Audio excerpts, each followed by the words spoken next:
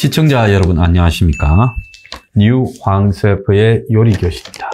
요 근래에 보니까 여전히 이제 영업이 제 시간으로 다 돌아와도요, 식당들 중에 문을 닫는 곳이 곳곳에 많이 보였습니다. 자, 그분들은 이제 정상 영업을 해봤자 궁극적으로 크게 늘어날 것 같지 않다라고 생각하니까 그렇게 하겠죠. 자, 식당 같은 것을 하다가 이제 문을 닫게 될 때 그 사장님한테는 여러 가지 마음이 교차할 거라고 보입니다.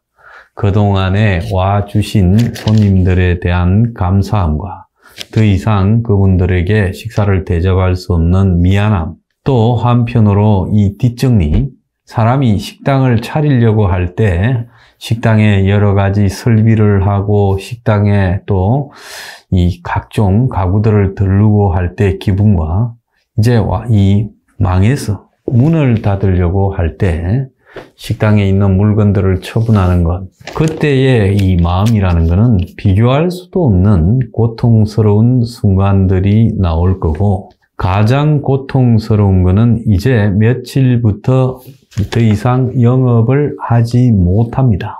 그래서 그동안에 애용해 주신 분들께 감사를 드리고 또 항상 건강하시기를 바랍니다 라고 식당 주인의 이름으로 이렇게 밖에다가 입구에 하나를 써 붙일 때 아마 그때 만감이 교차하고 그야말로 착잡함이 다가올 거라고 보고 있습니다. 자, 사는 게 인생이란 것은요, 시작이 있으면 끝이 있는 겁니다. 자, 그런데 한 나라를 5년 동안 자기 마음대로 운영을 해오다가 이제 문을 닫고 가려고 하는 이 문갈이에게 제가 오늘 좀 이야기를 하려고 합니다.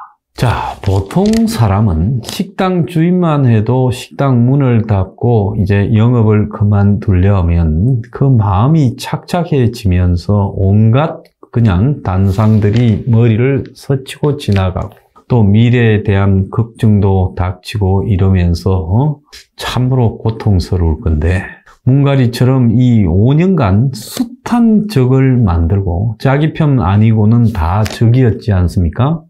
그러면 자기 주장대로 현 지지율이 44%라면 56%는 자기 적이었습니다. 자, 이렇게 적을 만들고 그러고 떠나가는데 저렇게 가는 날까지 뻣뻣하고 그리고 또 오만하고 또 철면피로 갈 수 있는가 하는 부분에 대해 저는 참으로 좀 괴이함을 느끼고 있습니다. 저 사람이 평소 남의 고통에는 좀 둔감한 그런 성격의 인물이다라는 것은 익히 알고 있었습니다. 옛날에 이 문갈이에 대해서 썼던 한 글을 보면 토론회나 이런 데 왔다가 토론회 비용 기껏해야 10만 원 안팎이겠죠. 그런 거를 이 주최 측이 깜빡하고 챙기지 못하면 그걸 받아서 기어코 집에 갔다. 이런 이야기도 있었습니다. 저도 그런데 숱하게 다녔죠. 그래서 주면 그만이고 안 주면 또 그것도 그만인 거고, 그렇지 그걸 받기 위해서 그렇게 토론이 끝날 때까지 있지는 않았습니다. 자, 그런 측면을 봤을 때 저 문갈이는 자기 거에 대해서는 엄청난 집착을 가지고 있는 인물이다라는 데 대해서는 우리가 익히 알 수 있는 거죠. 그러니까 양산에 기존 사저가 있는데 굳이 새로운 사저를 지어서 옮겨갑니다. 자기가 대통령일 때 가졌던 힘으로 용도 변경도 하고 돈도 어디서 빌렸다 하고 있는 집도 비싸게 팔고 그렇게 갑니다. 그런데요, 솔직히 말하면 일국의 대통령까지 한 사람이 물러나고 나서 어디에 가서 사는가에 대해서 특별히 집착을 할 이유가 있을까요? 저는 그런 것들이 다 만사가 귀찮아질 거라고 보고 있습니다. 자, 그럼에도 집을 깨끗이 지어서 또 새로 지어서 갑니다. 그걸 짓기 위해 용도 변경까지 합니다. 농업인이라고 하면서요. 그래서 이 평산마을이라고 양산의 통도사 입구에 있는 평산마을, 자, 그래서 울산역에서 내려가지고 13km를 이동해서 갈 수 있는 이 마을이라고 합니다. 요즘에 문에 입주가 다가오니까 방문객, 관광객도 증가하고 마을 해관 마당까지 주차하니까 외부 차량은 출입 금지 팻말까지도 붙어 있고 조용히 사는 것을 포기했다라는 주민들의 우려도 있고 사저 신축 후에 땅값이 2배가 오르고 카페가 생기면서 핫플레이스가 됐다라는 이야기도 있고요. 또 김해 봉화마을이 노무현의 추종하는 좌파 세력들의 소굴이 되었듯이 이 평산마을도 그럴 것이냐. 또 보수단체들은 귀양 반대 집회도 한다고 합니다. 자, 문은 왜 이런 데를 가고 과거에 노무현은 왜 봉화마을로 갔을까요? 그렇다고 이 사람들이 양산에 문가리가 무슨 놈의 이해관계가 있고 노무현은 뭐 봉화마을 출신이기는 합니다만은 고향을 떠나서 도시에서만 살았는데 부산, 서울에 왜 마지막엔 또 고향으로 갔을까요? 그 사람이 젊었을 때 고향을 기억할 만큼 대접을 잘 받은 것도 아닐 건데요. 자, 그거는 일종의 노무현 같은 경우에는 당시에 권력이 교체될 게 확실해지니까 자기가 시골로 가서 그야말로 좀 낮추고 살겠다. 요즘 말로 찌그러지는 맛이 있다. 이런 것을 후임 MB에게 던지는 그런 형태였다고 봅니다. 노무현은 마지막 한 2년이 굉장히 불행했지요. 그런데 지금 문가리는 정말로 문제가 가는 날까지도 검수완박을 밀어붙이면서 그걸 갖다가 이제 사인해서 공표하는 역할까지 하고 간다. 노무현과는 큰 차이가 있죠.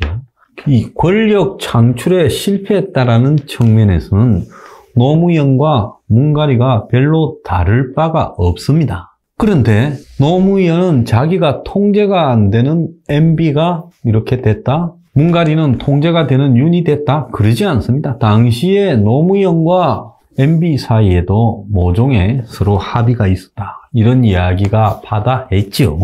그래서 서로가 가지고 있는 것들을 다 덮기로 하고 노무현이 적극적으로 MB 정권을 반대가 안 하면 MB도 노무현을 건드리지 않겠다.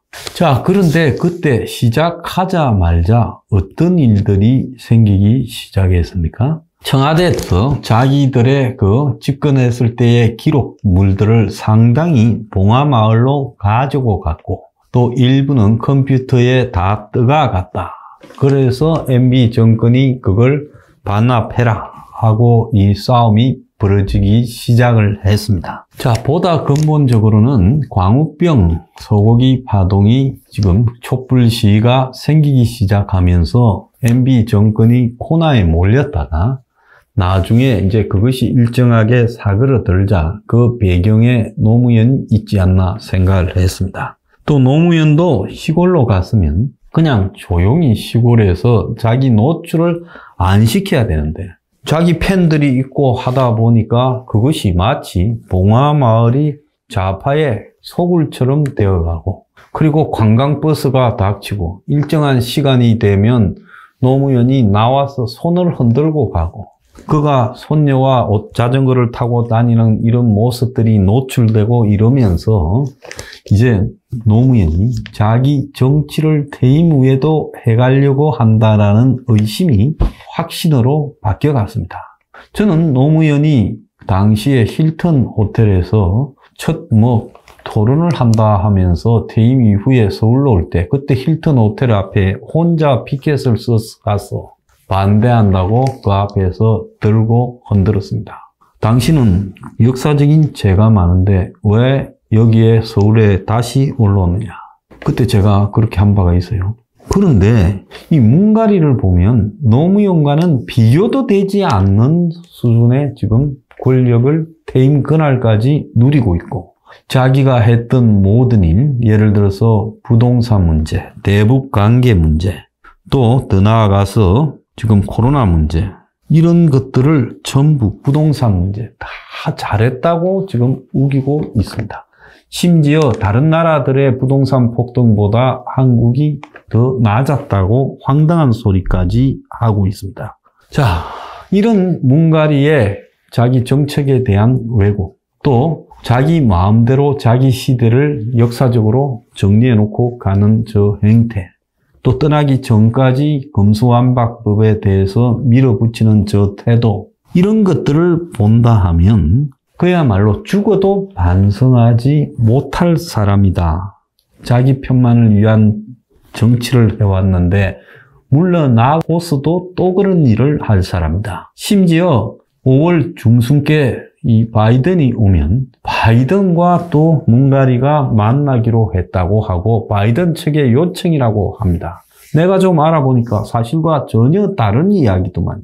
그래서 제가 볼 때는 뭉가리는 말만 지방으로 내려갔지 계속 뒤에 숨어서 한국 정치를 좌지우지할 거고, 또 더 나아가서 이원 집정부제가 관철되는 그날까지 뭉가리를 길을 들이고 흔들고 할 거라고 보고 있습니다. 그래서 현 시점에서 한국은 권위적, 전제주의적 독재 국가로 합법적 방식을 통해서 민주주의가 거의 무너져 가고 있습니다. 그래서 민주주의 국가가 어떻게 망하게 되었느냐는 사례를 한국이 보여주고 있어요. 옛날처럼 군인에 의한, 총칼에 의한 쿠데타가 아니라 SNS, 국회, 시위 이런 합법적 방식으로 쿠데타를 해가서 결국은 가짜 뉴스와 민주적이지 않은 국회의 운영과 동원된 시민에 의해서 민주주의를 무너뜨리는 일을 뭉가리가 가는 그날까지도 하고 갑니다. 솔직히 뭉가리가 후한이 두렵다면 저런 일을 절대 안 하겠죠. 저자는 후한에 대해서는 일체 생각을 하지 않고 윤을 통제해서 이원 집정부제 개헌으로까지 밀어붙이면서 자기가 한국 정치의 대부로서 남고자 좌우를 다 주물렀다라고 생각하는 그런 망상에 빠져 있다고 봅니다. 자, 노무현 대통령은 그래도 물러나고 난 이후에 좀 소박했음에도 불구하고 잘하는 사태로 끝이 났는데, 자, 뭉가리가 이런 태도로 일관한다면 그의 최후는 결국은 정의의 심판에 의해 우리가 지금 상상할 수 없을 정도로 비참하게 끝날 것이다. 뭉가리와 둘이 통했다고 끝나는 것이 아니다는 겁니다. 오늘의 디저트, 집에 가는 뭉가리, 좀 찌그러지는 맛이나 있어라!